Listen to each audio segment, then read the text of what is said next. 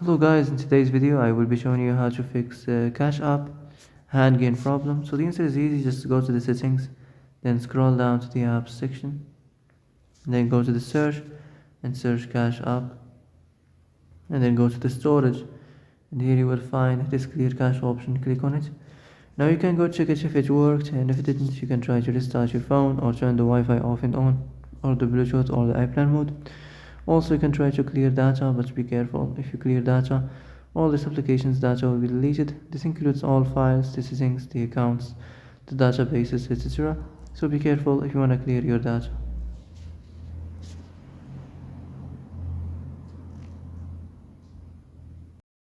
And that's it for today's video. I hope this is the answer you've been looking for. If you like this video, don't forget to like and subscribe, and see you in the next video. Thanks for watching.